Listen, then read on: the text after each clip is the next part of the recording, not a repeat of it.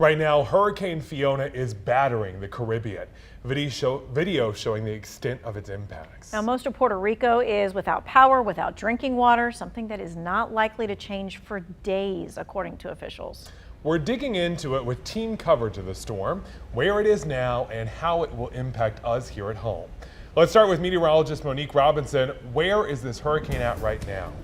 Well, this storm continues to move across the Atlantic. You can see the area of Turks and Caicos getting the brunt of Fiona right now. This eye, look at it go. I mean, it's quite impressive. When I zoom in a little bit closer, you can see this clear eye that we talk about with hurricanes, showing you that this is a very strong storm. On top of that, these dark purples you're seeing as this continues to loop through is an indication that this storm is very strong. That eye wall showing you where the strongest of the thunderstorms are associated with Fiona. As of the 5 p.m. update, Fiona is moving to the north-northwest at 8 miles per hour with winds of 115 miles per hour. This thing is going to continue to pull to the north-northwest and very quickly be upgraded to a Category 4 hurricane as it continues to move across the Atlantic. The good news is, see the distance, it's not going to have a direct impact to North Carolina, but it will make for a different conditions all across our area beaches. Certainly expecting rough surf conditions and dangerous rip currents over the next couple of days as Fiona gets uncomfortably close to our coast. All right, so when you see the full picture here with all of this flooding, it just gives you just a bit of a snapshot of what's really happening in Puerto Rico. That island was pounded by that Category 1 storm. David Begno is on the ground to give us a closer look. As soon as we landed, it was clear we weren't going to be able to get to the affected areas by car fast enough. So we got in a helicopter and we first flew over Toa Baja. You could see people standing on cars on the second story of their homes, which were flooded. We then flew over Manatee, where you could see fuel actually running through the flooded town.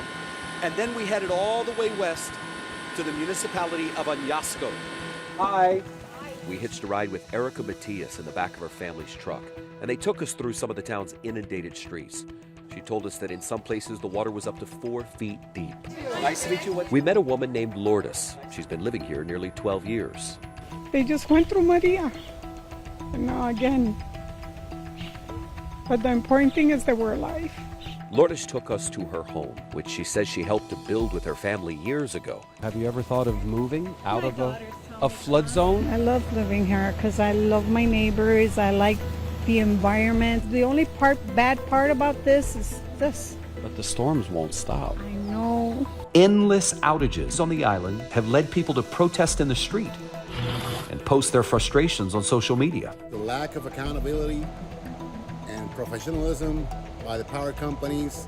According to the Puerto Rico Energy Bureau, since Luma Energy took over 15 months ago, power outages on the island last longer than they did when the island's bankrupt power authority, which managed the grid for decades, was in charge. Why is that? It's taking a little longer because we're fixing the grid. We're not just going over there and clipping one branch and that's it. We're making a more permanent fix on the repairs we're doing.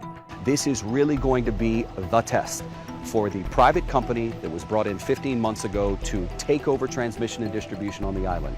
Can they perform in a way that makes power and water return faster this time than it did 5 years ago? We will all be praying for them. Help for Puerto Rico is coming from all over, including our state. The American Red Cross sent 3 bilingual volunteers from the Fayetteville area. 2 of those volunteers are natives of Puerto Rico. Samaritan's Purse is also sending help. They already have a team on the ground and more people are on the way. The group also plans to airlift shelter materials and water filtration systems to the island.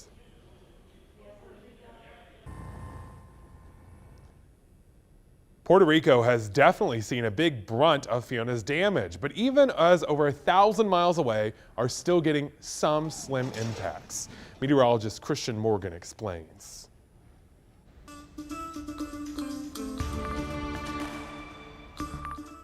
Yeah, that's right. Rip current's really the only thing that we're going to be seeing in the way of impacts from Hurricane Fiona, even though it's going to stay several hundred miles away from us. Take a look at this. A really healthy looking storm now, a major Category 3 storm as it pulls away from the Dominican Republic. And as it's out over warm water, weak winds, there's really nothing hindering its further intensification. So it likely becomes a Category 4 storm later today or at some point tomorrow. It'll continue off to the north and eventually a bit off to the north and east. And notice how far away it is from the coast, or really from the East Coast and from the Carolina coast as well, staying about 600 to 700 miles away from us. But it's such a big, such a strong storm, we're still going to see some higher waves and some increased rip current. So why is that happening? Well, you got to think about what the storm is doing. It's really a big, massive conglomeration of thunderstorms, and it's spinning, pushing all of that water up against land on the East Coast. So we're going to see some higher than normal waves at the Carolina coast this week. And remember, as it's sitting there spinning and churning up all of that water, we're going to see strong rip currents at the Carolina coast. And in fact,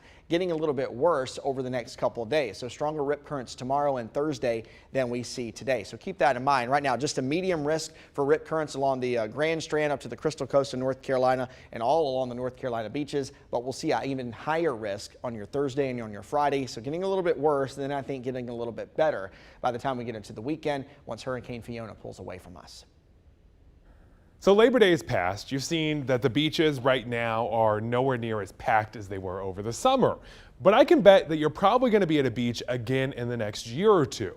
So with the rip current danger threat right now, we wanted to show you how to spot those dangerous rip currents. Most of us have never seen someone stuck in a rip current. So take a look at this YouTube video from the Gulf of Mexico. See how the swimmer is trying and trying to get to shore, but never moves. It's because the tide is pulling him back out.